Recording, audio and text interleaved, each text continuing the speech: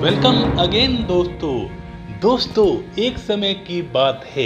एक राजा अपने मंत्रियों और सैनिकों के साथ शिकार करने के लिए जाते हैं। बहुत बड़े जंगल में जाते हैं, लेकिन वहां पे जाके राजा, सैनिक और मंत्री बिछड़ जाते हैं, अलग अलग हो जाते हैं। और राजा एक स्थान पे जाकर ये देखते हैं कि मुझे कोई भी दिखाई नहीं दे रहा। वो अवाक रह जाते हैं और वहां पे उन्हें एक कुटिया नजर आती है और उस कुटिया में एक नेत्रहीन संत बैठे होते हैं। और राजा ये कहते हैं कि हमारे जो साथी हैं वो हमसे बिछड़ गए हैं, आपने यहाँ से जाते हुए किसी को देखा है? नेत्रहीन संत राजा को ये कहते हैं, महाराज सबसे पहले आपके जो सैनिक हैं, आपके जो सिपाही हैं वो यहाँ से गए थे। बाद में आपके जो मंत्री हैं वो भी उनके पीछे पीछे इसी रास्ते पे ही गए हैं। और वो ये कहते हैं कि महाराज आप भी इसी रास्ते से चले जाइए और आपको आपके जो मंत्री हैं, सैनिक हैं, वो वहां पे मिल जाएंगे। राजा वहां पे चले जाते हैं और जाके हैरान हो जाते हैं कि वहां पे मंत्री भी हैं और सैनिक भी हैं। लेकिन राजा के मन में एक ही क्वेश्चन था कि नेत्रहीन संत ये कैसे जानता था कि ये सिपाही हैं और ये मंत्री हैं। जब राजा वापसी में लौटते हैं अपने मंत्रियों और सैनिकों के साथ, सबसे पहले वो संत का धन्यवाद करते हैं और वो ये कहते हैं कि आपको हमारे सैनिकों, मंत्रियों के ओहदों का, पोस्टों का कैसे पता चला? आप तो देख ही नहीं सकते। तो संत ने राजा को हैरान करने वाला आंसर दिया।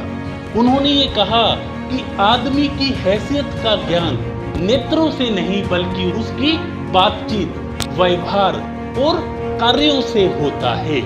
सबसे पहले जब यहाँ से सिपाही जा रहे थे, आपके सैनिक जा रहे थे, तो उन्होंने मुझे पुकारा, ए अंधे, यहाँ से किसी को जाते हुए आपने देखा?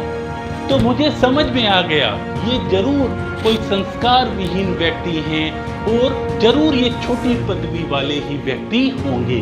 तो मेरे मन में आया कि ये सैनिक या सिपाही ही हो सकते हैं। उसके बाद जब मंत्री यहाँ से जा रहे थे तो मंत्री ने कहा, बाबा जी आपने यहाँ से किसी को जाते हुए देखा है? तो मेरे मन में आया कि ये कोई उच्च पद वाले व्यक्ति ही हो सकते हैं जो मुझे बाबा जी शब्द के नाम से बुला रहे हैं। और महाराज जब आप आए तो आपने कहा, सूरदास जी महाराज, सूरदास जी महाराज आपने यहाँ से किसी को जाते हुए देखा है? तो संत ने कहा कि आपकी वाणी में ही आदर सूचक शब्दों का समावेश था, तो मैं समझ गया कि आप कोई बहुत बड़े पद वाले व्यक्ति हो, आप जरूर इस इलाके के राजा हो। जी हाँ दोस्तों, ऐसा ही हमारे जीवन में होता है। जब हम किसी के लिए निंदा करते हैं, चुगली करते हैं, तो निंदा चुगली हम उसकी नहीं कर रहे, बल्कि दोस्तों हम अपना व्यक्तित्व दर्शा रहे हैं। और जब हम किसी की इज्जत करते हैं, किसी का सम्मान करते हैं, तो दोस्तों वो भी अप्रत्यक्ष रूप से हमारा खुद का ही सम्मान होता है, हमारी खुद की ही इज्जत होती है, वो आपके व्यक्तित्व को दर्शा देती है।